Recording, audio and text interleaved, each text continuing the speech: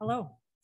So welcome to the regular meeting of the Design Review Board on March 22nd. Let's see, September 7th, 2022. This meeting is called to order. I'll request staff to call the roll for members who are present and those who are not. Okay. Board Member Blaney. Here. Board Member Kent. Here. Board Member Alexin. Here. Board Member Summers. Here. Vice Chair Kowalski. Here. And Chair Reggie. Here. Next, we'll move to the meeting procedures. Due to COVID-19, I'd like to ask staff to address how public comment will work this evening. All right. So yeah, good evening, everyone. In addition to accepting written comments up to the DRB meeting, staff is accepting public comments in person at City Hall or over the telephone.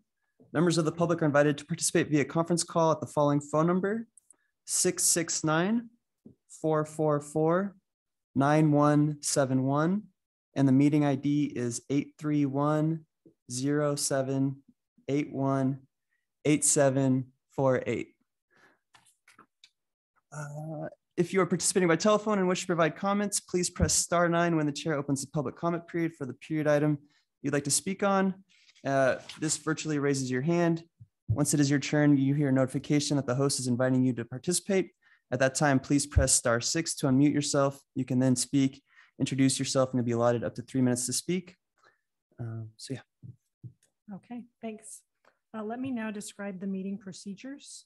We'll begin with the staff report for each item, followed by the applicant's presentation.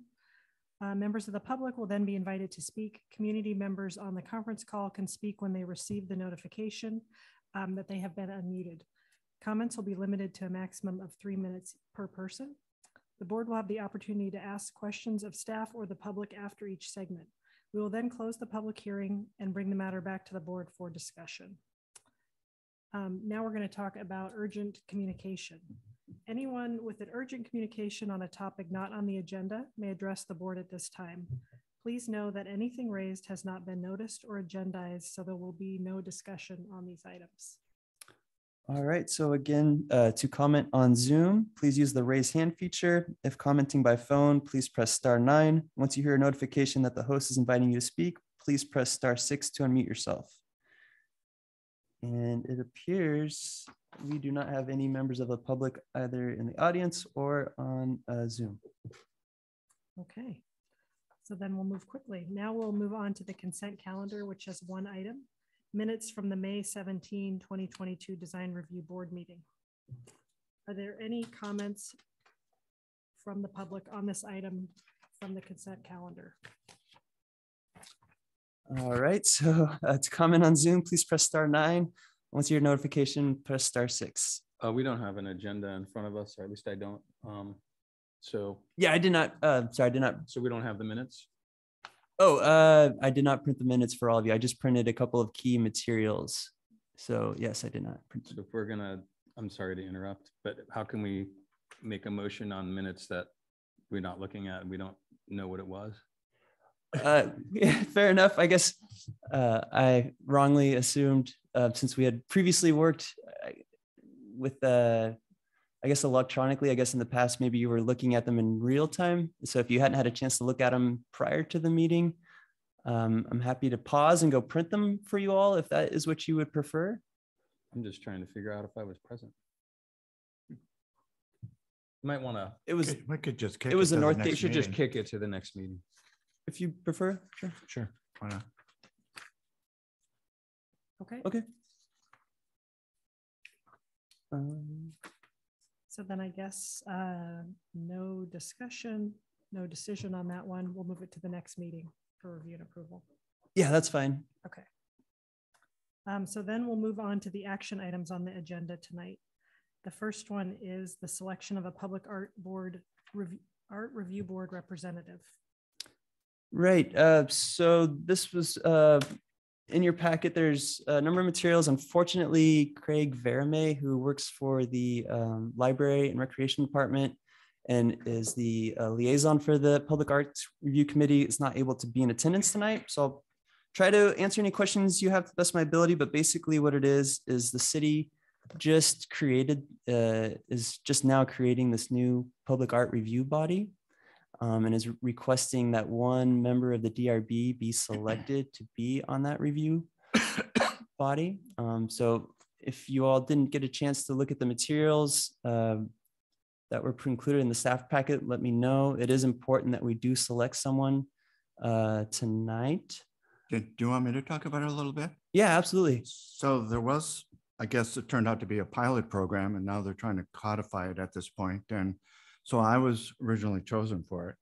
In about a year and a half, we had 2 projects. You know, I probably spent an hour probably getting ready for it. You know, you have to look at the sites, some of the same stuff we do in the DRB.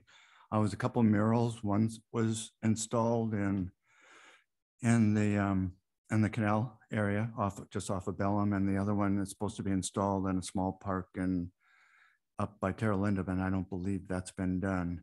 So the kinds of things that we looked at, we obviously looked at the art itself, you know, the quality of the design, and you know, and both of the ones that we looked at had a theme to it. So, you know, you're looking at, you know, what they did and is it appropriate with the theme, and is the theme appropriate, et cetera. And then we also discussed funding, how it was going to be installed, how it was going to be maintained. And, you know, it was kind of a lot of fun. So if that's kind of thing somebody wants to do, I would say jump right in there. So before we ask for volunteers, should we ask the board if you have any questions of the staff? I did ask how often it would meet, and it doesn't seem like it's very frequent. It was quarterly, and they said there's a possibility of an ad hoc every now and then, but that did not happen during my year and a half. So we had 2 meetings in a year and a half. It may end up being more frequent than that, but I'm guessing probably not. Yeah, the bylaws do state quarterly. Any other questions for staff? Okay. Do we have any public on the phone? Do we need to open the public hearing? Is anybody? Probably doesn't hurt just to follow protocol. So let's open the public hearing, and can staff open up to public comment? Yeah, so again, to comment on Zoom, please use the raise hand feature. If commenting by the phone, please press *9. Once your notification that the host is inviting you to speak, please press *6. And seeing none. Okay, so that closes the public hearing. Now I'll call on the board members to ask any follow-up questions of staff. I'll just do this generally. Any follow-up questions of staff? No? Okay. Do the board members have any comments? Sharon? I can volunteer. Okay. Is there any discussion? Sounds good to me. Sounds good to me. Is there a term for? Yeah, it's 2 years. Okay. With the possibility of being reappointed for a second 2-year term. So it could be 4. That's correct. Yeah. Sharon, still in? Still in. Okay. Okay, so Sharon has volunteered. It seems like she has support. Can I get a motion? I move we accept Sharon as our volunteer to the Public Art Commission or board. Is there a second? I'll second. Can you say your name? Stuart Summers, seconds. Thank you. Okay. Do the board members, do we have any discussion on the motion? Anyone? Nope. Okay, then Jeff, can you do roll call for a vote? Absolutely. Member Kent? Aye. Member Alexin? Aye. Member Summers? Aye. Vice Chair Kowalski? Aye. And Chair Reggie? Aye. And sorry, Member Blaney, but since you're the alternate, not technically on the roll call, but you still can participate in discussion. All right, so Sharon will be the Public Art Commission committee member. Great. Okay, so we'll move on to the next item on the agenda and ask for the staff report. Okay, so yeah, the bigger reason why we're here tonight is objective design standards. It's a little wordy, but I'll try to just give a little bit of background, basically kind of a summary of what was in the staff report for this item. So it all boils down to Senate Bill 35 that went into effect in 2018. It mandates a ministerial by right process for qualifying residential projects. So what is qualifying? So basically something that includes 2 or more dwelling units, has at least 10% of the units affordable to low-income households, so meaning 50 to 80% of the median income for the county. And that's specific to the city of San Rafael based on the housing targets we're achieving. And then they also have to provide prevailing wage to construction workers. So those are sort of the main tenants. In terms of parking requirements, there are no parking requirements for these projects if they're within a half-mile of public transit, located in a historic district, on a street or in an area where parking permits are required but not offered to the development, or within 1 block of a car share vehicle. And then if a site does not meet any of those criteria, then the parking requirement is 1 space per unit. In terms of the ministerial review process, what that means is basically it cannot be a discretionary approval. So there's no public hearing. It doesn't go to design review board. It doesn't go to planning commission, doesn't go to city council. So the state is sort of really bringing a strong arm in to try to allow housing projects to get approved more quickly. Qualifying projects must comply with quote unquote objective planning standards. So what does that mean? Basically, it's prescriptive, it's quantifiable, cannot be subjective or structured to exercise discretion, requires no subjective judgment. And so the city's zoning ordinance does include a number of objective standards, things like setbacks, maximum height, lot coverage, really sort of basic things about the building envelope. But then we have policy documents like our design guidelines or hillside residential design guidelines that are mostly largely, I would say, not objective. So they have provisions in there like where there's an existing pattern, particular attention should be given to maintaining a consistent streetscape. Well, how are you going to say how project meets that or not? That is entirely subjective. Or all building facades shall be varied and articulated. Well, how do you meet that standard? So that's really what we're getting at here, is trying to create some black and white standards of this is how you meet this requirement, because before these projects would come to you all and you'd be able to exercise your judgment to help improve the projects. But in these cases, you will not be able to do that. So I also want to point out, so the proposed objective design standards would actually apply to any project of 2 or more residential units. So not necessarily just to SB 35, because we figure might as well just apply it to all of them. However, it would not apply to parcels within the downtown precise plan, because we just adopted that document last year, and it has very prescriptive design standards in it already that are objective. So we're leaving that alone. So any area outside of the downtown, this would apply to. So let's see what else. To date, the city has received 3 SB 35 applications. All 3 of them are in the downtown precise plan and subject to that document. All 3 of those were submitted just this year. And all 3 of those are in the tribal consultation process, which is sort of an added layer to that process, which can take many months. So just giving an update on where we're at with SB 35 applications. Back in 2019, draft objective design standards were brought to both the DRB and the Planning Commission. And I watched both of those meetings, and there was very minimal comments that were provided at the time. It was very kind of high level questions, but just want to give you that history. And so since this is really such a meaty, large, complex, multifaceted effort, really want to kind of break it down into chunks, more digestible chunks. And so that's why I provided Exhibit 1. It's a memo, and I've printed it out for all of you. And it really focuses on building massing standards So looking at 3 different ways that that can be regulated. So one being minimum transparency, requiring so much of the building have windows. Also requiring projections or resources, so you don't just have a flat wall. And then lastly, not allowing so much of the percentage of the building to be quote unquote a blank wall. So without any windows, without any articulation. So I've provided in that memo sort of examples from other cities, and curious for your all feedback. At the bottom of the memo, there is staff recommendation to throw out there, but really curious to hear your thoughts. In addition, and we can jump into that in a little bit, just want to give in addition, I have printed out the actual draft objective design standards. So that's exhibit 2, and that's printed out in front of all of you.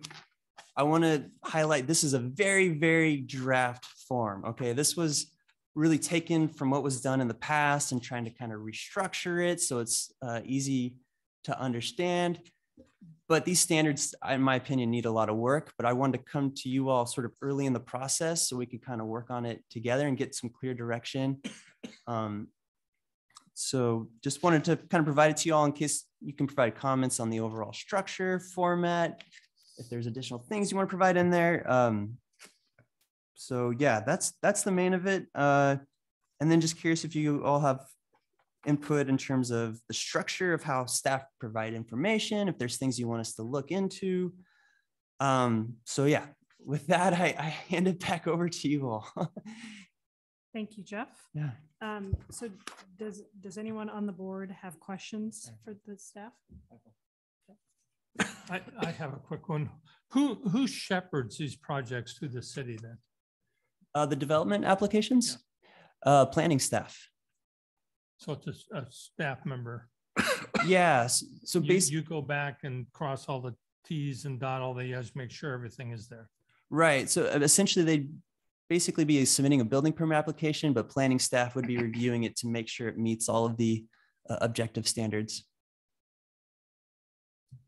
So early in the staff report, you define prescriptive and quantifiable as things like height, setback, maximum lot coverage, and et cetera. Now the design standards that we're looking at, do they meet that criteria, that standard? Is staff considering these things prescriptive and quantifiable? Yeah, so there's a few numbers in there, but it still seems like it's, it's kind of dancing on the edge of being subjective. Well, do you have some examples maybe we could look at?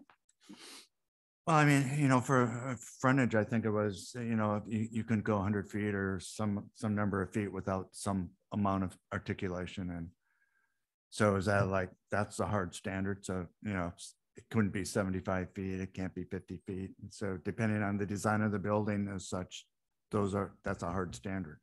Right. Yeah. I mean, that even if that standard results in a building that's still pretty boring, that's the standard. Well, right. And so that's why we're bringing it to you all to feel like, well, hey, this standard doesn't make sense. It needs to be revised but all of these standards that are provided as examples, yes, in my mind, they do meet that objective because they are quantifiable. Then the question is, well, do they do enough? And that's sort of where I'm looking for input. Okay. The one thing I would say about the landscape, it talks about the importance of landscaping, but there's nothing under landscaping that's quantifiable. Is it 5 feet from the sidewalk to the front of the building? Is it 10% of the lot coverage has got to be land? I didn't see anything there. It said a street tree 30 feet on center, but as far as the landscape was concerned, I don't think there's anything quantifiable. Are we in the comments now? No, we're asking questions. Yeah. I know, I blew it. Okay. So I'm out of practice. I have a question of staff then. On the structure of this meeting and each topic tonight. You said we should break it into pieces, which I think is really smart. So, I mean, who wants to lead the charge there? Are you going to suggest the pieces? We'll do a piece on articulation. We'll do a piece on height. We'll do a piece on landscaping. We'll do a piece on materials, setbacks, required quantifiable landscaping, things like that. So how do you suggest we, actually, can you read a list perhaps of each topic and bullet point that you think we should address? And then we can just start picking them off or add to it. Yeah, I mean, I don't see like an outline. My recommendation would really be to start with the memorandum. So yeah, this is the few pages that really just focus on building massing. So I figured this is sort of one of the key crucial things that we need to look at. And so yeah, I would recommend we start here if you are all. There's just more to everything we've talked about than this. This talks about massing, articulation, and if we could give staff advice tonight to go to the drawing board and say, hey, here's articulation, here's height, here's materials, here's light pollution, here's landscaping. It might give you the tools you need to really create a document that starts to make sense. Yeah, no, absolutely. Yeah. May I also You have a ask? question? Yes. Yeah. So normally is this type of information, since I'm brand new, provided in advance so that we can read through and come prepared with questions, or was it, maybe I wasn't on the mailing list? It should have been emailed to you, I but didn't get this, but oh, you did not. You Yeah, did not so- get this. Oh, I am so sorry. That no, that I was just Okay. wondering just in general. Yeah. So, okay. We're just Because hazing, then we're I could have hazing gone the new through guy. and- Yeah. So it's like, it's a lot to digest in yes, 5 minutes, but there was a missing communication, so I'll make sure Okay. that doesn't happen again. all right, at least I know now how Yeah. it works. Any other questions for staff? I have one question. I have a follow-up. Okay, go ahead. Because I still can't get my head around the process. Is there going to be maybe a team in the planning department that handles these particular projects, or is it just whoever gets it thrown on their desk gets it? I mean, it sounds to me like these projects could be so broad that depending on the planner they get to review the project, might apply their own standards to each one of these projects. Well, no, I think that's the whole idea here is, so I think to back up to answer your first part of your question, anytime any application comes in, then the planning manager decides which planner it gets routed to, sort of based on the complexity of the project and the expertise of the planner. And then in terms of the standards, so I can tell you in my experience implementing a form-based code in the city of El Cerrito, that's the whole point of sort of a form-based code, is that it's entirely objective design standards. And it's very simple to say, okay, this project, for instance, does or does not meet a standard like must have 50% transparency on an elevation. Like there is a very clear way to determine whether or not the project meets each standard. So does that answer your question? Well, that makes sense to me. And then that can be applied to every project, to every planner. But it sounds to me like when these projects come in, there is no specific line item that they can go to and point to. It's more of a broader open application, unless I'm understanding this. Well, I think that's what we're trying to do is we're trying to define that, so they can come back with I something guess more I'd like robust. to define it and give it to one person in planning department. So that individual is, or a team of individuals work on these projects. I don't know if that's a good idea or a bad idea. Or do you think any planner can, once we're done with this, do you think any planner could take it and say, okay, well, this doesn't meet this and this doesn't meet that? Yeah, absolutely. I think that's what we need to do. If I understand this correct, there's a lot of things that don't apply to these projects. City standards, parking, for instance. Parking, for instance, yeah, that's one that's very specific, but everything else, setbacks, height, lot coverage, all of those still apply. And those things regulate these projects. Absolutely. Okay. With the caveat if they do a density bonus for California state law, but that's a whole nother ballgame. We'll be talking about that. I have a question, or do you? Go ahead. I've been taught by a director or two that once a standard gets established, that it's difficult to make that standard more restrictive in the future, meaning it could be seen as a take or a downzoning. So that's why sometimes we get stuck with and straddled with as a city with some standards, and we decide perhaps later that, hey, that standard isn't really working. We should really make it more restrictive, but the laws actually restrict us from making it more restrictive. So we have to be really careful. Maybe this is more of a commentary, but if we're creating some standards tonight or as a staff over the next several months, when these standards get adopted, we better be darn sure we've made standards that aren't too lenient because we can't go back and make them harder later. Is that a true statement? So I think to back up even further, so you make a very great point. Senate Bill 330 basically makes it so any new planning standards you create cannot reduce the intensity of what's currently allowed. So like I said before, like building setbacks, height, those all dictate your allowable building form. With this new document, we cannot then go in and reduce the allowable intensity, particularly for residential projects, is really, I think, where they're focused. But You mean density when you say intensity, right? Or do building you- form. So not number of units, but just how big can that building be? Okay. Yeah. So that's why all of these standards really, we're not looking at changing setbacks, height that affect the building form. We're really just trying to figure out ways to help improve the look of the building, landscaping, aesthetics, those sorts of things. Okay, I have two questions and then we'll come back, Sherry.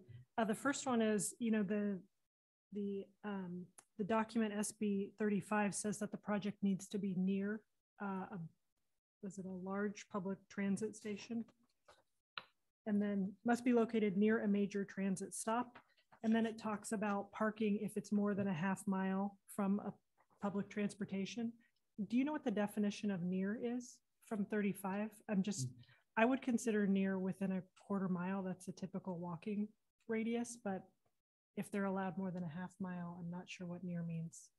Yeah, let me pull it up. I'm pretty sure it's a half mile. I got my documents right here.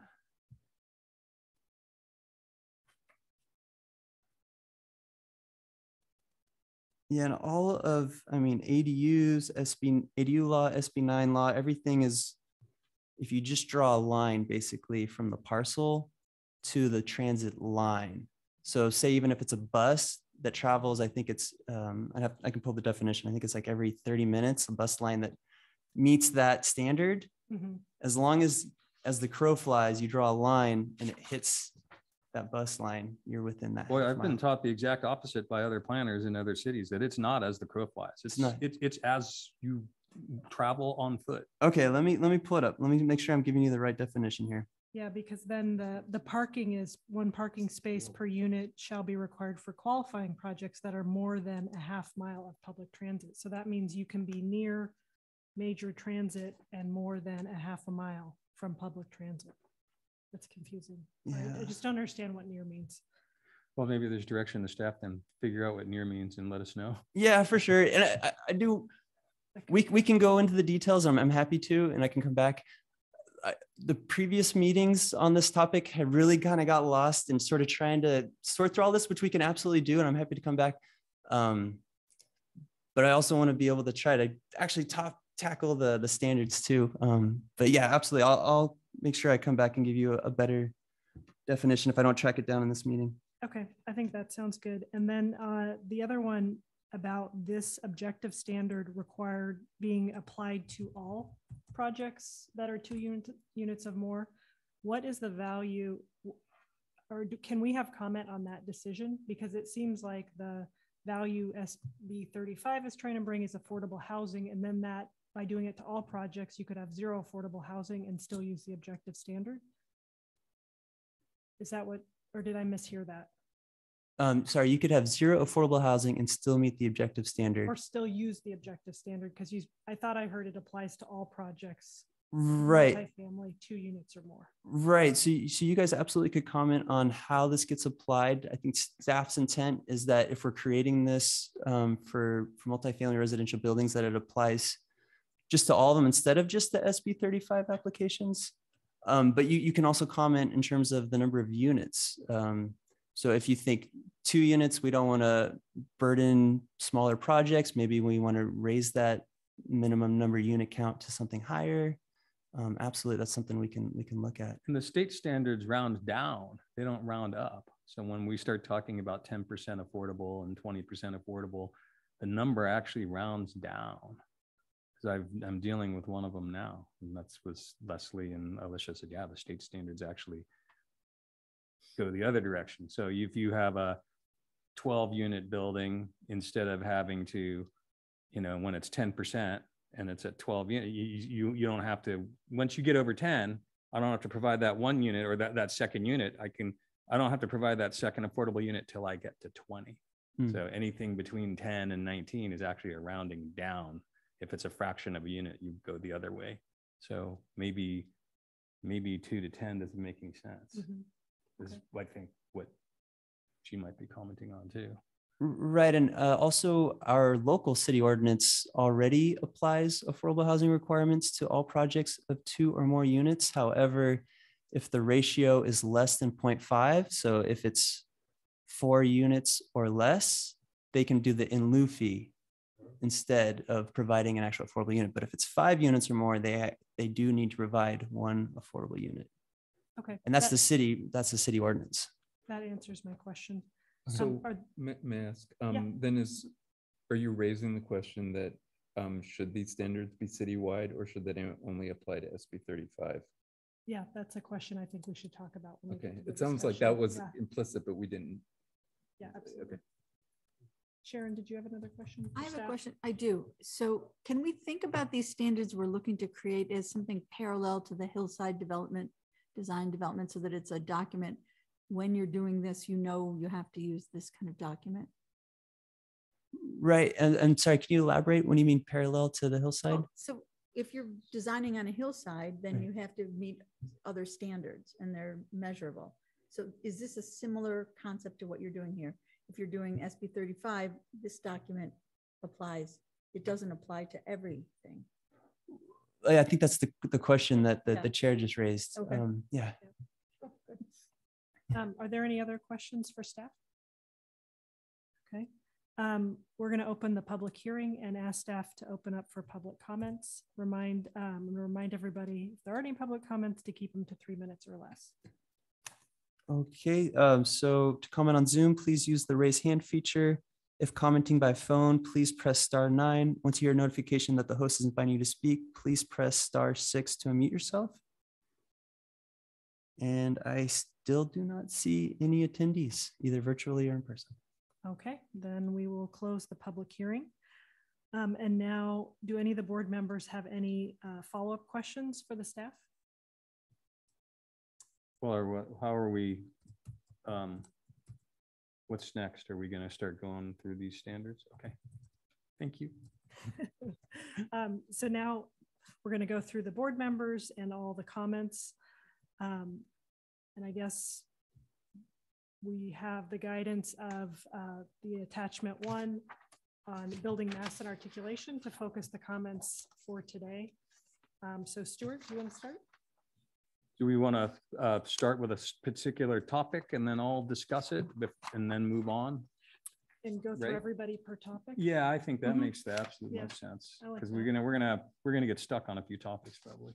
Okay. So does Jeff do you want to give us the outline of just what to tackle first? Height, articulation, materials? I mean, how do you want to do this? Sure. I mean, why don't we just start with this memo and just go from the beginning? The if that memo sounds is good. including, that's what I was discussing. I don't know if the memo included everything It's we on should really page be. 4. Those design standard, right? Yeah, The other ones are references to how those yeah, conclusions were I put understand. together. Okay. I just don't see like a bulleted list unless I'm missing something. Maybe I don't have that document. Yeah. Which document? You know what? I don't have that document. Maybe that's why I'm so confused. I think it's all in. You should all have 2 printouts. One smaller one that is the memorandum. Mhm. You want, Stuart, can you just show me what you got?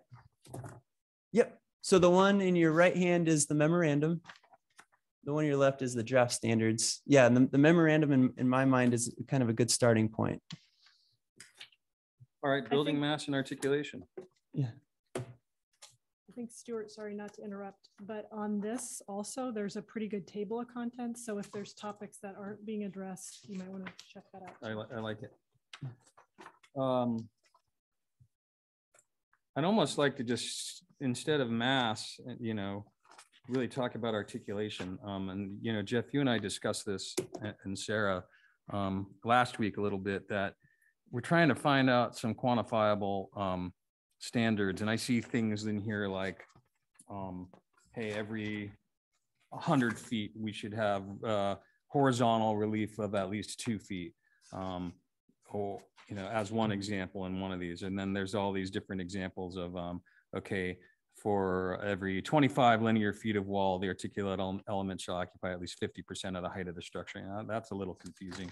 So as I read through some of these, I did see like, hey, for every 100 feet, you have to have a section of, you know, X amount of feet with 2 feet of relief to try to break the building mass up. So my first visceral reaction whenever I see the number 2 feet, first thing that pops into my head is not enough. You know, along a 100-foot building or 150-foot long building, or however these buildings go, and they're going to end up 3 or 4 or 5 stories high, or who knows what. 2 feet, that's this big. It's not enough. We need some actual real relief, and we can all kick around a number if we really have to go after a quantifiable number, or maybe define a ratio. That might be another method. But my first reaction was, instead of, we don't know if these buildings are going to be 30 feet long, 40 feet long, 150 feet long, or 200 feet long.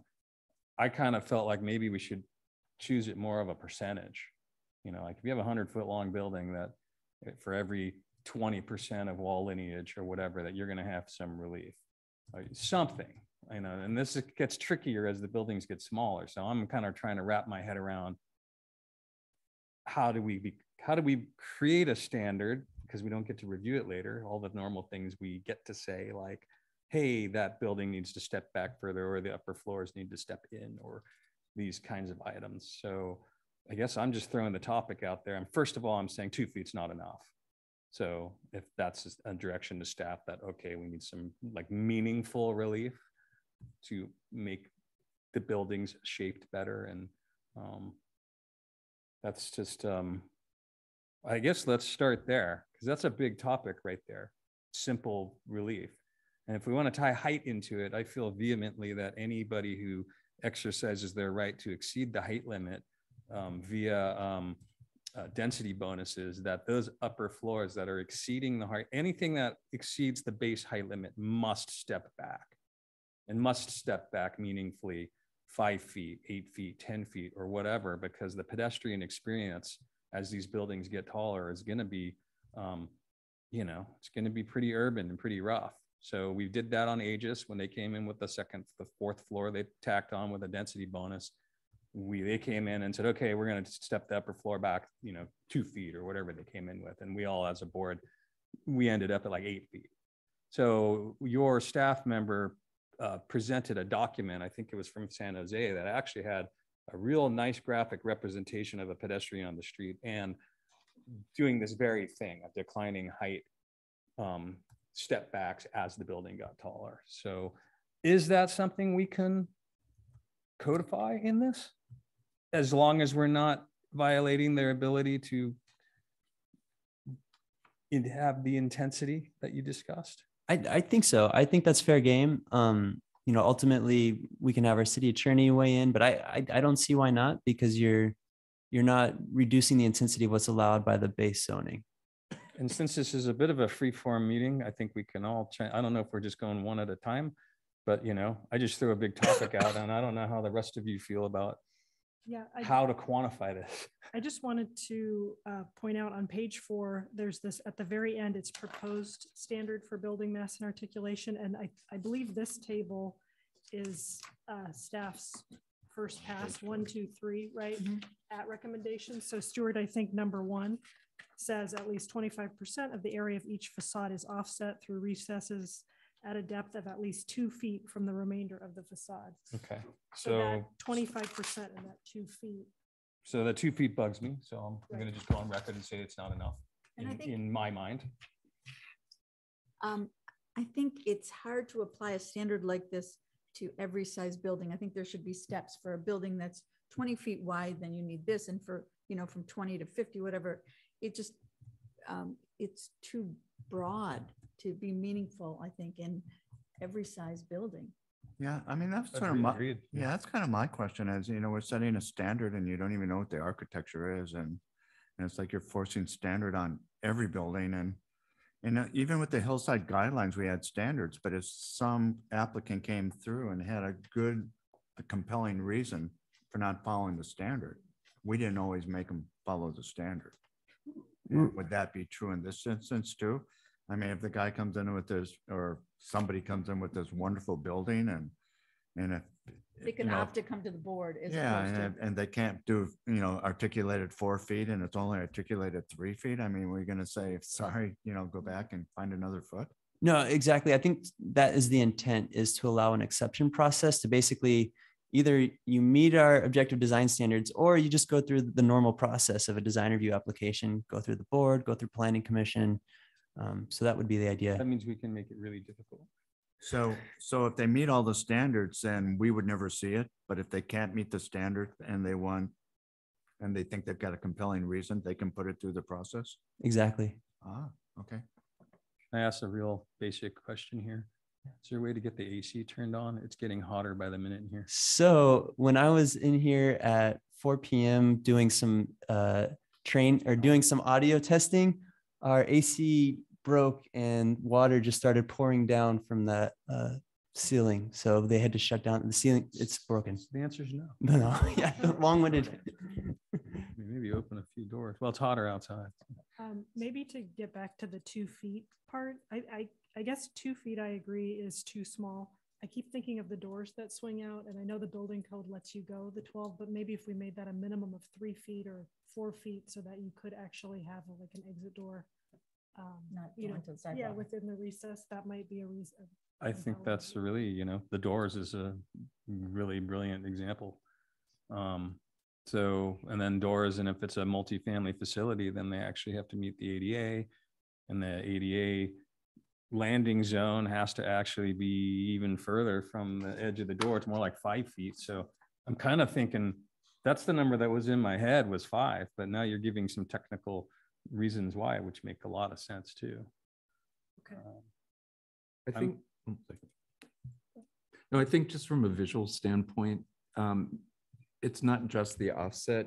If you stand back and look at the building, it's actually the articulation. So are there columns? Are there, other elements that make it interesting? And I think a good example of an offset that, in my humble opinion, doesn't work is the new police station. It's just got like somebody bricked up windows in the side of the building. And, so I think that if you look at the San Jose example here on page 2, it's the second one down after El Cerrito. It's interesting, even though the percentages may be a little hard to get your head around, but it does say facade articulation could be achieved by providing material and plane changes or providing a rhythmic pattern of bays, columns, balconies, and other architectural elements. So it seems like that goes with the depth of the offset, because it can also be how far out does it come to, right? To make it visually interesting. And the one other thing I would add to that is, in my mind, again, just coming into it, some of this question relates back to your question, is if this applies to every new project in San Rafael, it almost feels like it needs to be broader because our geography and our sites vary so much. The light quality, the heat varies so much. But if we're sticking towards, a smaller definition, like SB 35 definition, then maybe it can be more specific. Because I feel like there's going to be a lot of ways to solve the problem, that there has to be some subjectivity. Does that make sense? I think this is about SB 35 though. Well, we haven't resolved that yet. Yeah, we should. I mean, yeah, my opinion on that is that SB 35 is legislation that has particular requirements to qualify. Mm-hmm. And then that part of that allows for an expedited review process. So I don't see why that should be extended to all projects. Yeah, I agree 100%. I think with these standards where you get to do an end around on the design review process should only apply to SB 35 projects, period. And we shouldn't just roll the red carpet out to anybody who wants to build a duplex. So, and without any standards, that makes no sense to me at all. So, if they want to meet and check these boxes under SB 35, great. If you don't want to check these boxes, then go through the process like we've had forever. Right. I mean, why would we make it citywide? Why wouldn't Why would we do that? So I'll offer one example. Because if you're an architect and you're trying to design something that's going to get approved, and you're looking at a standard that shall be consistent with the surrounding area, shall be articulated, this will give you a more definitive path forward. So just offering another. Well, let me submit this to you. I've been sitting on this board for 16 years. He's been sitting on it longer. Don's been on and off it. I can't recall any time that someone's brought us an intelligently designed project where if it didn't get, if it did, maybe we brought them back once and we made some improvements to the building and then we're on their way. It was not an arduous process. So if this is, if that notion that, oh my gosh, we got to make it easier because X, Y, or Z developer is complaining, we've been a pretty relaxed board up here unless somebody comes in and tries to put a giant box in here. And then we push back and they come back with their box and we push back. And then they finally get it, like Monahan did down on B Street. That's a good looking building. I look at it now going, you know what, it came out all right. But after a little bit of pushback from the board, but it wasn't really that big a deal. Didn't delay the project for years. It delayed the project in the process for a couple of months. Okay. Big deal. Well, I think the other part of that is it's not only not coming to us, it's not coming to the public for comment. And I think that seems, you know, an important part of the process that we'd want to maintain. And yeah, we're just 5 or 6 people. She's absolutely right. The public has a right to see what's coming. It seems like there might be 2 issues, again, from an outside point of view so far, is that there might be a little bit more specificity to move San Rafael forward in the general standard applied to everybody. But it seems like there's something very specific that is required by SB 35. Maybe they're 2 different things, because I feel like, again, with the diversity of San Rafael's geography and neighborhoods, to make a one-size-fits-all for the whole city seems virtually impossible to my little brain. So I'm not sure how it would work. Yeah, I mean, I agree. I think the architects that come in and use the design review standards are familiar with the kind of language and requirements, so they feel comfortable interpreting what, you know, articulation means in these kind of things, and that allows for design flexibility to be presented. So yeah, I just feel strongly that this is appropriate. We should be you know, using this for SB 35, and there's a process in place for other projects. And if we can keep those separate, then we can, you know, it limits the number of versions of projects that we have to worry about covering also, or try to cover as part of the objective standards. Okay. It sounds like you guys are pretty much. Yeah, and again, you know, as a message to staff and our commission and our current council, they should understand that maybe there's 1 or 2 complainers. There always is. There's always 1 or 2 people that scream loud because they got continued or whatever once. That historically, it really hasn't been a problem. It hasn't killed a project. It's simply made projects better. Okay. So One thing I'd like to pile on a little bit, if I can do this without coughing, is I was on a lot of the different subcommittees during COVID that reviewed projects. We did not have public review on any of those subcommittee projects. And the ones that ran into problems down the road were because the public had been left out of it. And for whatever reason, they didn't like it. And it ended up a real mess. So just to have another process, and just based on that experience where the public is not going to be part of that process, you may have some real messes on your hand.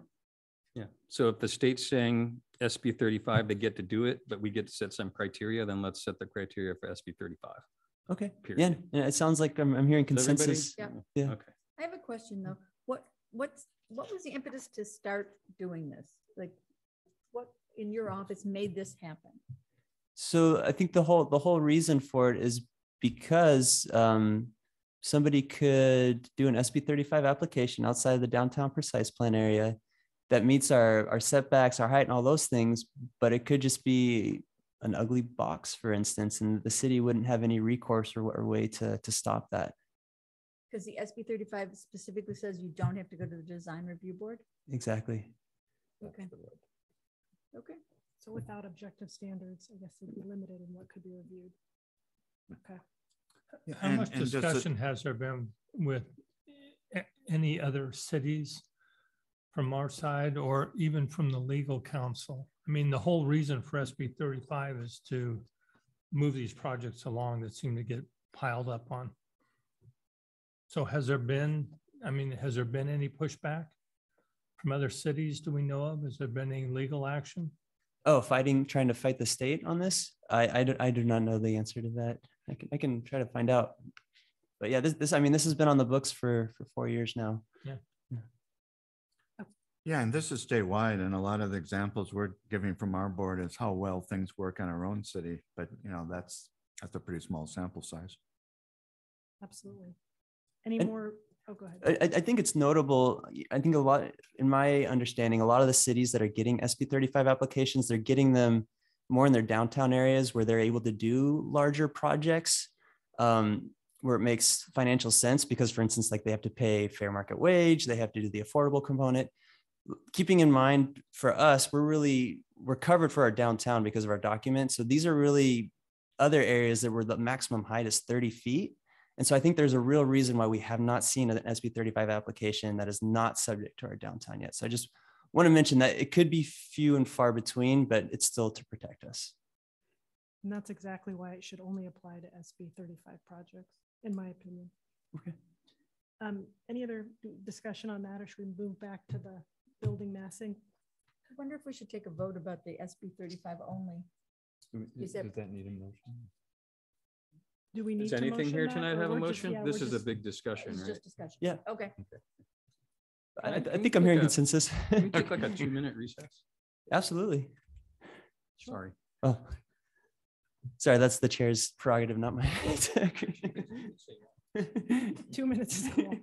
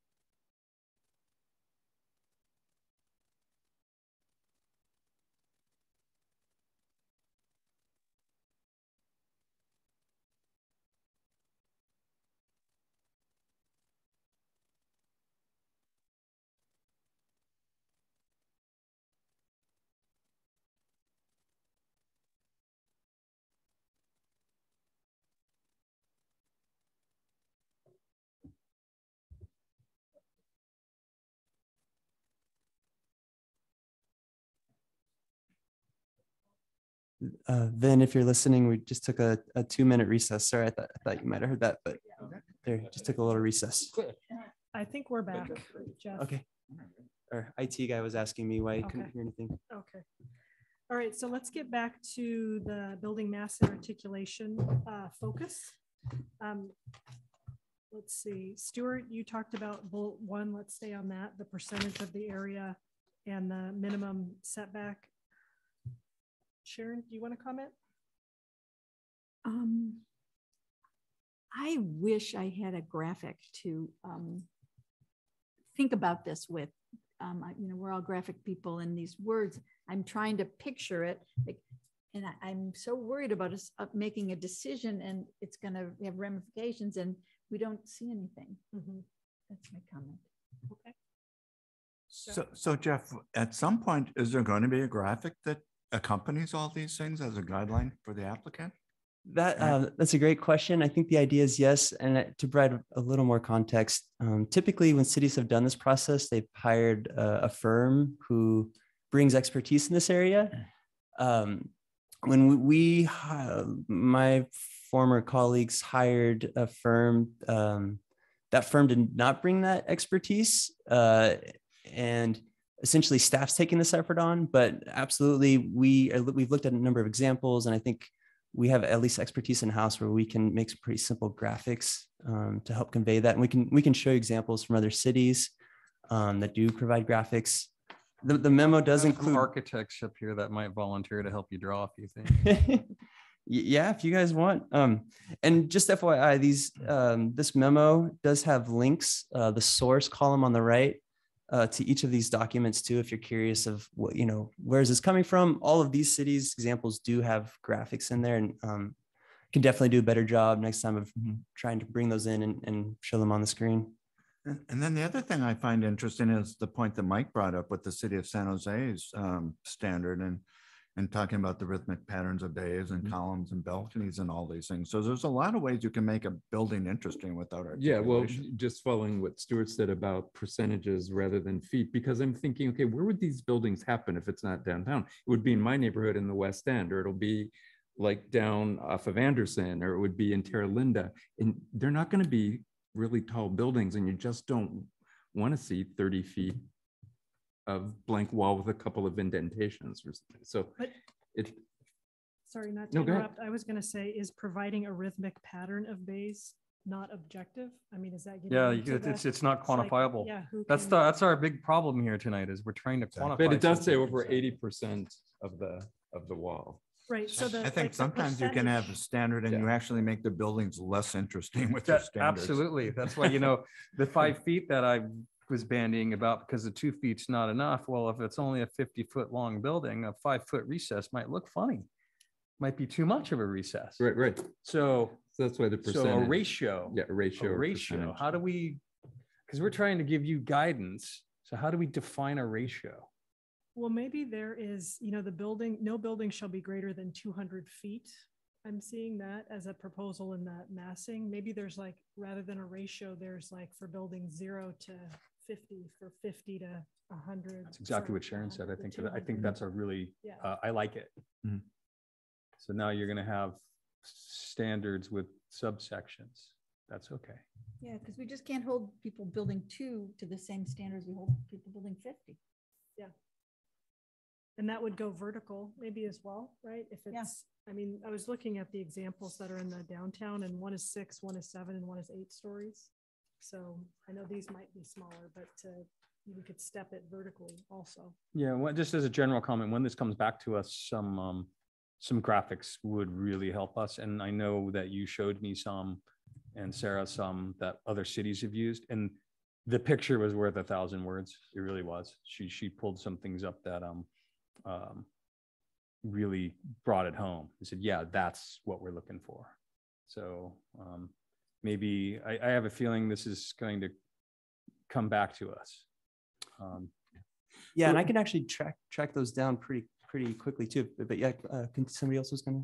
I was just going to add, I also think it's important to stress that it's not just bays, which could be, again, just really like blank windows, right? That some combination, and that's why I pointed out the San Jose one, because they do mention columns, balconies, other architectural elements to break up the building mass. So whether we have to be more specific than that, you guys would be the experts probably, but I think it needs to have something more than just this going on, I think, to make it a beautiful building, right? It needs to be a material change, perhaps, or I like this idea of transparency that was brought up a little bit later. However we define that, if it means windows or some sort of glass element. I mean, anything that could reflect light differently helps further articulate, reduce mass. So taking that a step further, and I think you're absolutely right, because we just don't want, a vertical plane and then a 5-foot vertical plane. Right. So we could probably objectively say that there has to be a material change. We could objectively require a balcony or some breakup after a certain height. We could, so these are the sort of, now we're designing buildings. I guess that's what I think we're really struggling with here. Yeah. We're just starting to design the building, but if we don't design it a little bit here, then we might end up with the San Quentin It facade. still feels pretty, or even the police station facade. in that Well, sense. It's But yeah, I think it's still pretty broad. We're not saying it has to be red brick or steel or wood, it's just some pattern of these changes. And maybe it comes down to incorporate at least two, elements, not just a bay, but it has to be a bay and a column or a bay and a balcony or something like that. Yeah, I want to make sure we hear from everybody. Yep. Don? You have Well, I'm having a comments? real trouble getting my head around it. Turn your mic on. Oh. I don't know. I'm having a lot of trouble just getting my head around the thing and how we can make it apply to not only all the buildings, but having SB 35 adapt whatever they have to do to, Well, whatever's on the screen is pretty bad. Yeah. yeah, I wouldn't go that way. So this was San Jose graphics they provided. I just wanted to mention And the population of San Jose is what? yeah. 2 million people, I think. Well, yeah, we provided examples from Alameda and El Cerrito as well. We can't just pick one of these. You could. But I just wanted to You can see mention, how much trouble all these other cities have gone through just by reading the differences between all these descriptions. right. Sorry, just real quick to member Alexin's point, there are examples in here, I think Alameda, Santa Cruz, where they let you pick, pick at least two of these ways to articulate to if you want to offer. Can you bring up Santa Cruz? Yeah. Since we're on the articulation topic.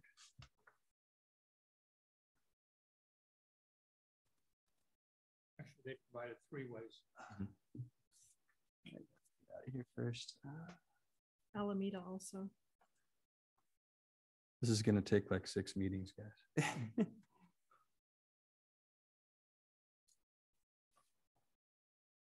All right, Santa Cruz.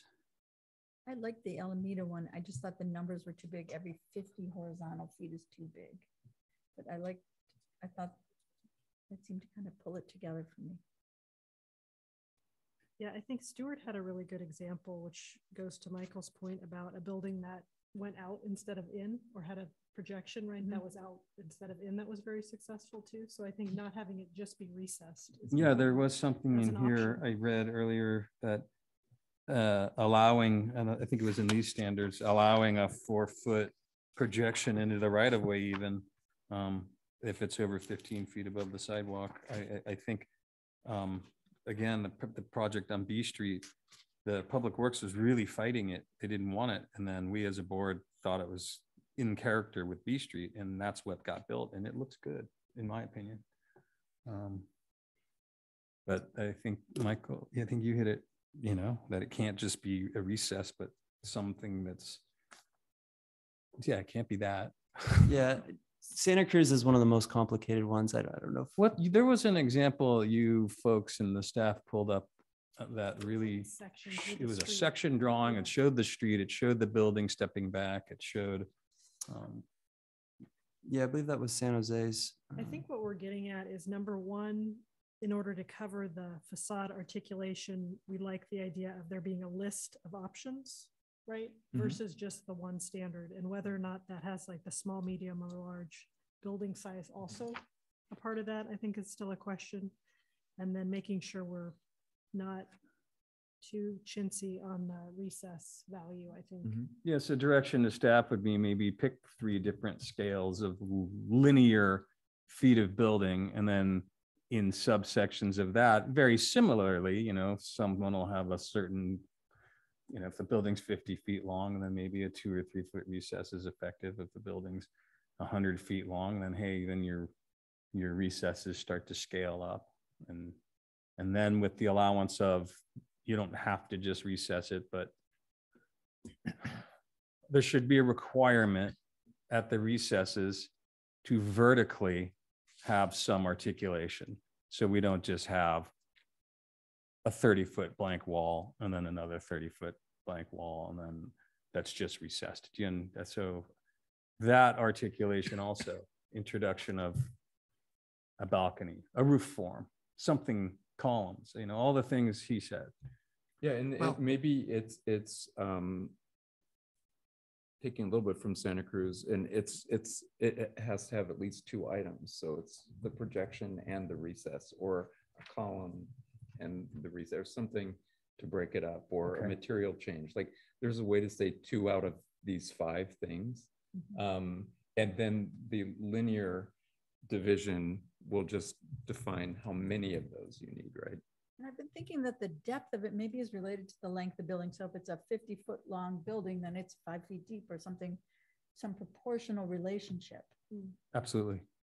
But it also seems there's got to be a vertical relationship here. Yes. The taller the building, the more things that have to happen. That's right. If it's a 2-story building, that's a different story than a 5-story building. Right.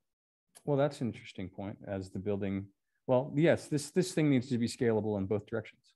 Correct. And then maybe the checklist option is a good way to go, to give the designers a little bit, give them some flexibility instead of us mandating. It's like, okay, balconies, roof elements, you know, awnings, columns, whatever, you know, you need to provide, 3 of 5 or something. you know, Right. maybe that's scalable on the building too. In your 0 to 50 building, you need 2 of these things. Oh, your bigger building, now you need 3 of these things. Seems like it leaves a So- lot of flexibility for design, but yet it ensures we don't have a blank wall or just a wall of this. And that combines in the proposal kind of items 1 and 2 into a list of pick 3 of 8. Or Yeah, I think whatever it is. we're onto something. Yeah. Mhm. What about the minimum transparency? We haven't talked about that. The proposal here is for 30%. I think 15% one of the cities had, which is kind of sad. I think we covered 1 and 2 pretty well. So yeah, let's. How do we feel about transparency? I do Does think that as it mean change windows? as it goes up the building as well. What So- was that? Does transparency here mean windows? I'm not sure. what that Defined means. as any material or area of the facade where it's possible to see through it to the next wall or 10 feet. So translucent. Yeah, okay. So glass, or maybe even in some of these buildings that will provide, this is an anxiety I had because we've seen it on some buildings here. Example would be on the corner where the Carlos or the restaurant used to be, that we have the 10-unit condo complex now. Well, the entire lower floor of that does have parking. Some of these buildings, even though they might not have to provide them, or they will if they're a half mile out, the parking is all going to be on the ground floor because that's where parking is. So now all of a sudden we have a big building that's got basically a garage level. And then how do we define transparency?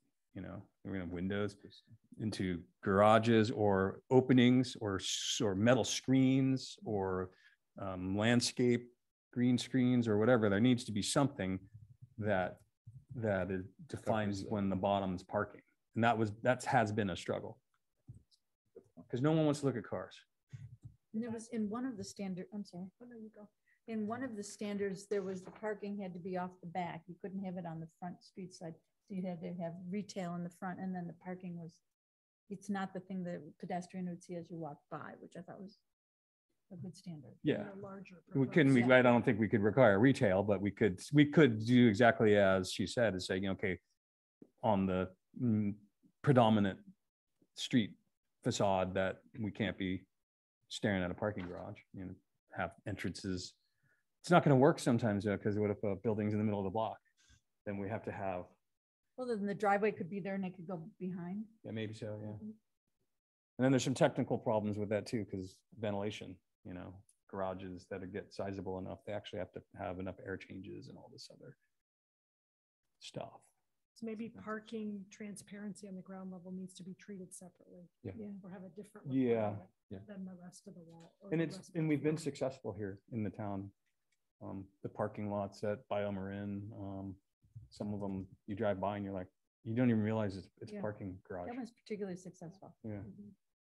But also the SB 5 limits the requirement for parking. So I don't think we're gonna have big garages. They're gonna have some, I think, but I don't know. Well, and some of them, they're gonna have one parking space per unit.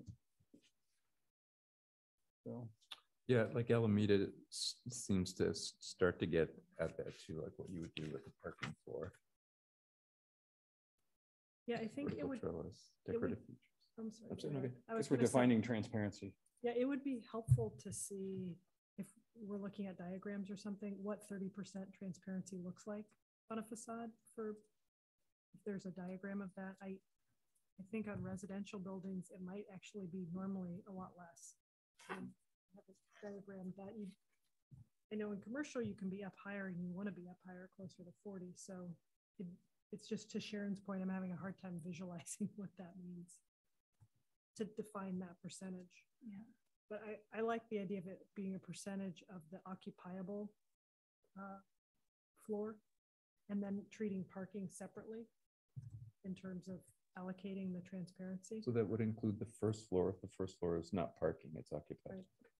Yeah, and I mean, the first floor, if it's retail, should probably be more. So Mhm. maybe the Yeah. first floor also has a. Exactly. Yeah, maybe subset. as it More goes up, it's transparency. different percentages. Yeah. Would this, I guess this would apply to mixed use then. Yeah, so Or so the SB 35 allows for some mixed use. It doesn't have to be residential only. SB 35 project has to be at least 2/3 residential. Okay, so great point. Yeah. So that doesn't mean the first floor could be commercial, does it? Okay, so we talked about transparency. Any other thoughts on that? Dawn? Anything? I just overall thought, you know, we're sitting here trying to determine whether it's 25% or 30%. A lot of times, I mean, aren't we relying on architects to bring us these jobs and relying on their ability to come up with different variations and how they separate materials and spaces and setbacks? Yeah. And it almost looks like we're trying to tell them everything they've got to do. Well, this is for the guys that are gonna come in, and if we don't do this, they're gonna come in with the big blank walls because they don't have to follow No. standards. So we're forcing them to do something. And I guess that's what I'm struggling with is how, you know, how do we quantify that? Whether 2 feet, 3 feet, 4 feet Well, that's where I on think 20-foot walls, 30-foot walls. the minimums, right? We want to be, to Stuart's point, like establishing minimums that are reasonable, but allowing them to do more. But it does feel restrictive. Yeah, I mean, I'm so visual. I'm just looking, so we've got about a, 60-foot wall maybe back there. And if you think 50% of that being articulated somehow, that sort of makes sense because then it's half and half. But you start reducing that number and you get a lot of blank wall. So just as a ballpark. It looks like we actually have a couple of attendees. If we could open would it be okay if we open the public comment back up? Yep. So, okay. Okay, so I do see one attendee here raising your hand. Yeah. Oh, I think his mic is off. That's just. Huh? Jeff's mic. Your mic's off. Okay, sorry. Okay. yeah, and generally, yeah, that's fine. Okay, Grace.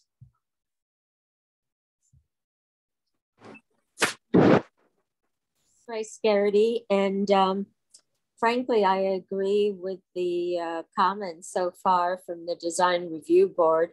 I totally agree that one size does not fit all. We have many different, I think 18 different neighborhoods in San Rafael.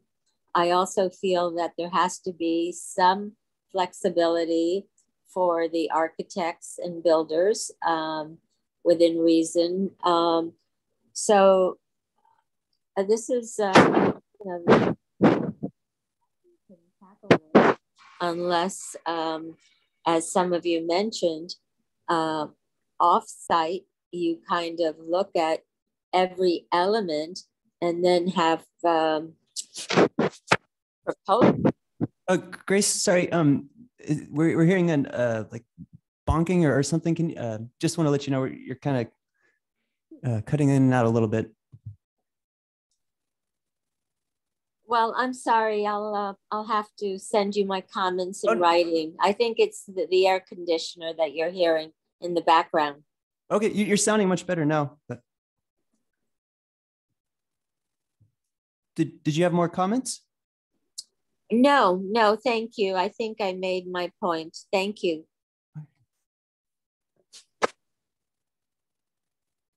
Great. Okay. Are there any other public? Would any other member of the public like to provide any public comment? Right, seeing none. Okay. Okay, so then we will close the public hearing.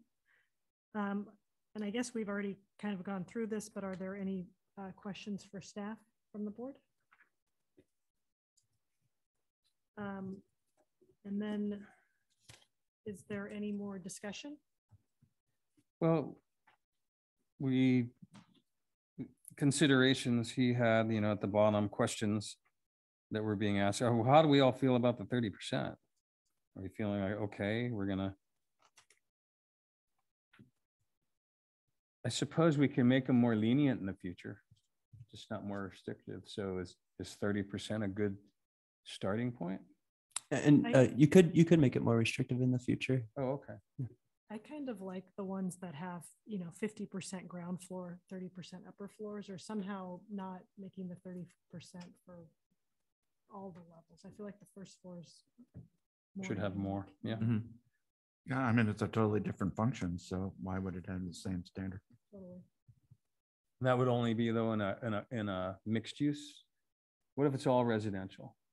If it's an all residential project, how do we do 50% on the ground floor? Then that becomes, like you said, perhaps too much.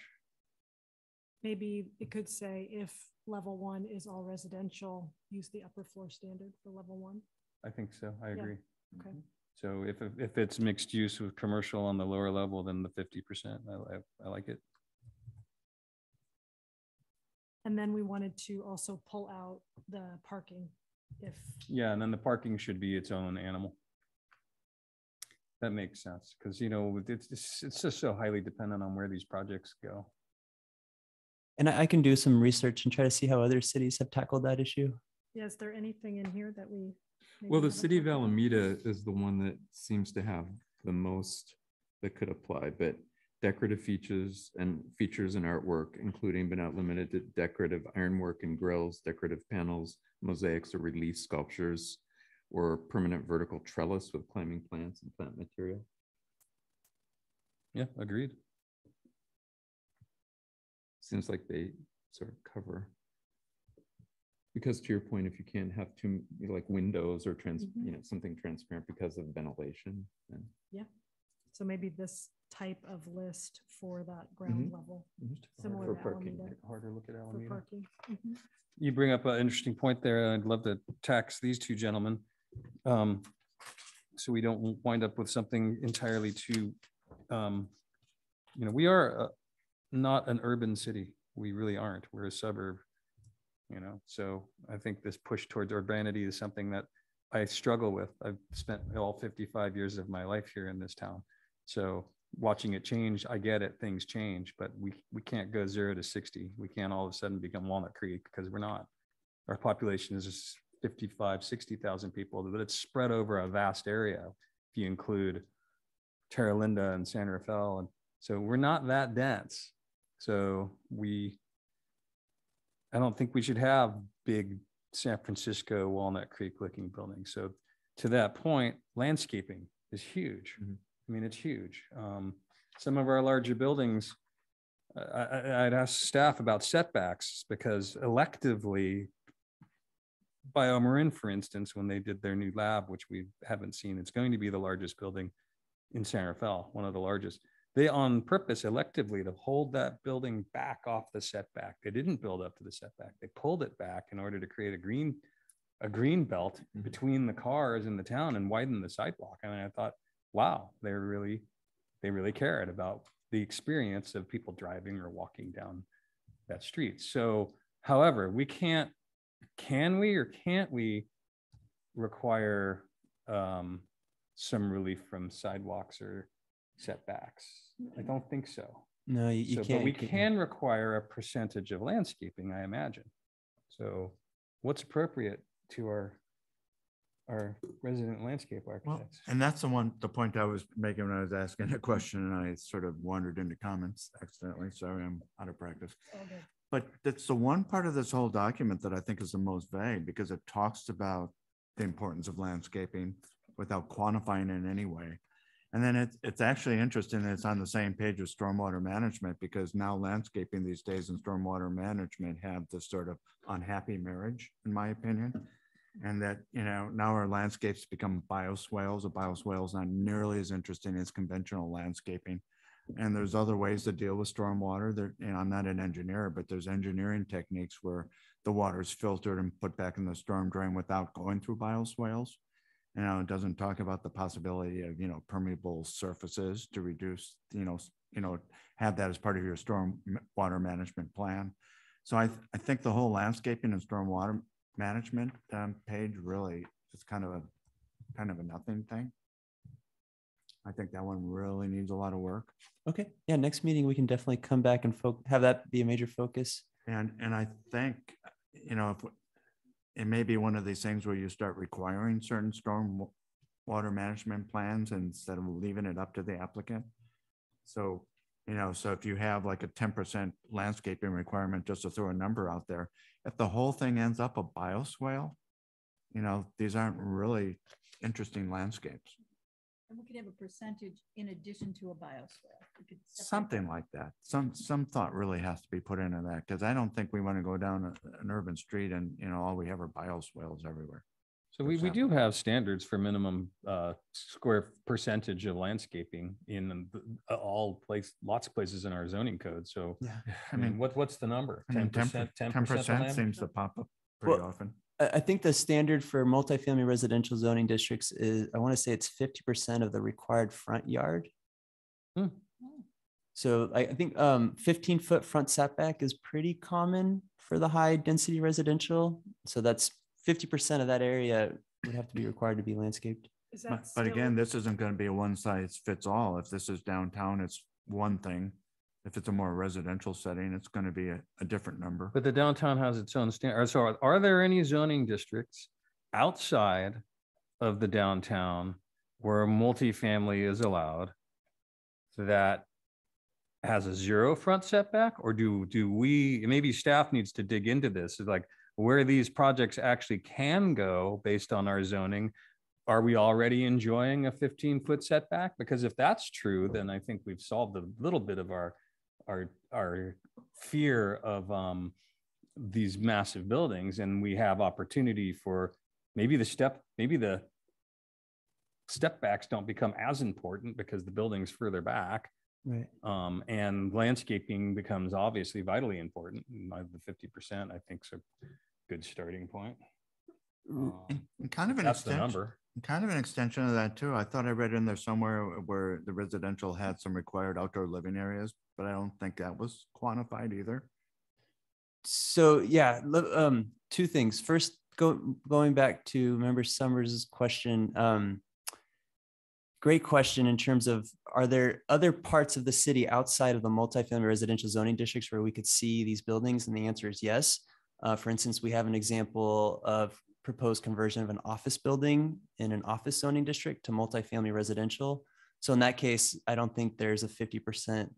I could double check. I might be wrong, but in that case, that standard may not apply because it's a different zoning district. So, well, if it's conversion of an existing building, nothing that we're talking about here matters anyway. So the building's already there. Right. Yeah. And if there was a vacant parcel in an office zoning district, that would be one example. And then, sorry, going back to your question, Member Kent, what was your question? Sorry. Well, it's kind of part and parcel of the landscaping or the outdoor living areas in these residential areas. And I think it talked about the importance of them, or maybe even said they were required, but I don't remember reading anywhere where it quantified how much was, or what was required. Right. And I can bring that back for next. But yes, we do in similarly, if you're in a multifamily residential zoning district, there is a requirement for usable outdoor space. And it varies. I think it varies somewhere between 100 to 150 square feet per unit, depending on the zoning district. So we do have that for multifamily residential zoning districts. Right. I'm just saying if that's the standard that exists, then it needs to be brought into that document, this document. Unless it would still apply regardless. It would still apply. So Oh, would it? yeah. Okay, never mind. So I- go on. Sorry, I was just gonna say to Jeff's point on page 7, the S1 standard is proposing that none of the stormwater treatment facilities are counted towards that outdoor area. So that seems like aligned with what you were saying earlier. So where we have a setback, if the zoning applies where we have a setback, then a certain percentage of that required yard, maybe 50 or whatever, must be landscaping. That makes sense. It just doesn't make sense if we get into a situation and it's in a zoning that allows it where the setback is 0. So at that point, how do we approach the landscaping topic? Green roof? I think that's not good for the rest of us though. Well, I think we gave staff that action, right, to look into. if Yeah, there I is a guess to 0 look at some, front lots, yeah, we can talk find about out where these things might pop up and let us know. And that might end up being then another lane, that has to be followed. And we have to be careful again, these minimum landscaping rules are going to be hopefully applicable in cases where they're getting density bonuses from the state, which means they get concessions, and those concessions could be in height. Those concessions can be applied to setbacks. So, it's a little tricky because I imagine some of these projects, if they get larger, they're going to go after those density bonuses. I would think. Do they get to layer them on top of each other? Do they get to layer SB 35 and then layer on the state density bonuses and for increased affordability? I would think so, but dig a little deeper. What do you, because I'm trying to think of. Well, the state gives density bonuses and concessions from zoning codes if they provide a certain level of affordability. Right. We have a minimum in our city of 10%. Okay, well, if the developer decides to go to 20%, they all of a sudden get to enjoy a concession that they can apply to anything. They can apply it to height. They could say, well, the building's 36 feet tall is the height limit, but we're using our concession to go up to 50 feet. They can do that. Well, yes and no. They would have to go through a whole process of showing their density bonus. So they would get to increase by so much percentage in density. And I've asked you to go through this on your Marydale project, where basically you show how many units you could do if you complied with your base zoning. And then you get to go so much percentage above that, depending on how much affordability you're providing. So you could say 20% density, you show what your base project is, you get to go 20% more units than that, whatever height that brings you to. Yeah, we're working on it. So it's very, And I would just throw out there to let's make it a little bit more I mean, complicated. this is so yet. complicated. It's like, And then if you do have a 0 setback and you require an articulation, any articulation that isn't an entryway creates landscaping opportunities. So Absolutely. one more reason for having articulation. I suppose we're asking you to try to tackle the landscaping as yes, part of this. yes. And as Jeff was saying earlier, we're focused on building mass and articulation today. We've talked a lot about wanting to do landscape, right, on our next meeting, maybe as a focus area, landscape setbacks. Does that sound fair, Jeff? Yeah, and Okay. also I heard open space as well, so I can, Is there any more discussion on the building mass and articulation? I was rereading the considerations, and I think we've gone through each of these except the last one that says, should the sides or rear of the building have transparency requirements? And then should the side or rear walls have transparency requirements only if visible from the public right of way? And we had talked about all floors having a transparency requirement. So I just wanted to make sure that was. I agree. Architecture is four-sided. Yeah. Especially if it's visible. from the And public. it's facing residential or something. Yeah. Definitely. Okay. So I think that wraps up our discussion. Is there any more discussion? Okay, Only that this is really hard. absolutely. I think you guys made some good progress. This is not easy stuff. So. Jeff, do you want to take a swing at summarizing the feedback? I saw you taking a lot of notes. Sure. Yeah. Okay. Let's go. Let's start from the beginning. So at the very basic level, we're going to have this really only focus on SB 35 applications. I'm going to come back to you confirming proximity to transit. So how that's defined. Pretty consistent agreement, 2 feet in depth is not good enough. And really thinking about it more in terms of for X amount of feet in both length and also in height, providing X amount of projection in terms of depth and also in terms of size of projection and or recess. I would say not only recess, yeah, projection could be out, right? Okay. Yeah. So we're covered. Projection recess. And also looking at a menu of options. So not just a projection, but variability in materials. Articulation. Right, looking at sort of I think both the San Jose and the Alameda as examples. Let's see what else. Coming back and bringing more information on those areas, but then also having a focus on landscaping in terms of what other cities are doing, focusing on also the ground floor, how parking's handled, particularly looks like Alameda could be something that we like, but I'll look at some other cities and bring some thought. And then also looking at open space and providing some examples from other cities about how we can look at open space. What was the first thing that you mentioned right off the bat, that it was only applying to SB 35 projects? Right. Why wouldn't this form-based, if this is the direction going in, why wouldn't it apply to everything? No, that's what we don't want, because we want to be able to look at the ones that aren't SB 35.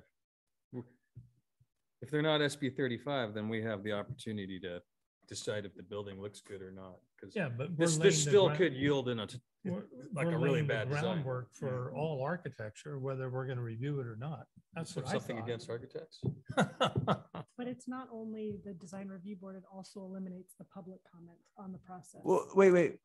That I don't think that's quite true. So if you wanted for these objective design standards to apply to all projects, that doesn't mean that now all of a sudden projects that get to bypass you guys, that currently do not get to bypass you, will now all of a sudden get to bypass you. It would still only be SB 35 that could bypass you, if that makes sense. Well, I think it should just be SB 35 projects, and we should let intelligent architects come in here with other exciting things, because architecture is going to change. It always has. We're going to have some new designs in the future that might not even take into account all these things we're saying, and there might be a different, I hate to use the word trend, but maybe there will be a different trend. We don't want to be locked in the 2022 because we said so. Or technology. Yeah, Yeah. exactly. So I think that it should be SB 35 projects. Agree. I agree. May I ask one other quick question? Do we need to also consider lighting at all? Because some of the new buildings I've seen have almost like security lighting that's really harsh on the first floor, where others have more decorative or more pedestrian friendly. Yeah, I suggested when we talked earlier, just make sure all light fixtures are dark skies compliant, because that is a standard. And that pretty much takes care of that. But at least on the first floor, shouldn't there be some sort of, design element to it? It's not just a security light or something. Yeah, so site lighting is in this table of contents. We didn't Okay. talk about it today, but maybe Okay, we maybe can then. ask staff to add that to the next round with landscape and outdoor living, the site lighting requirements. No color, temperature, 5,000 K. Right on. We're purposely not going to be talking about color Because that'll, Temperature is objective. Well, color temperature of LED lighting, we don't want 5,000 K daylight lights right. on buildings. Yeah, you want 3,000 or less. Yep. That's a no-brainer. And we can codify it. I had one more thing to your summary, Jeff, to add was that we requested graphics, if possible, to illustrate the objective standards being discussed. absolutely. To the extent possible. I think there was some offers of if you need help, reach out. I'll help. I'll help. Yeah, I mean, I think at this stage I can pull in examples and just steal from other cities to give you guys thoughts. And then when we get to the point, Yeah, and then if you need to tweak them, we'll tweak them.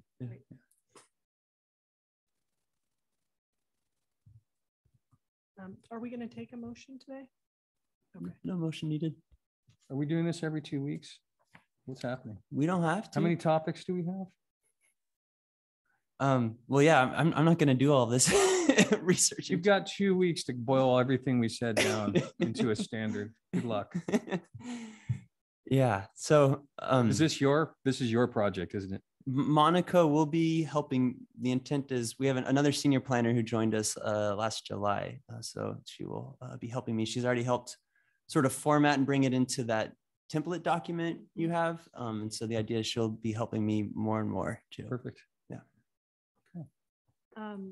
So if we're done with our discussion, do we have a director's report today? Director's report. Let me see. She's not here, so. Or liaisons report. I can't think of anything. There was an agenda item that I just learned about for last city council meeting regarding the DRB. A lot of it was just sort of cleanup. There was some regards about no longer needing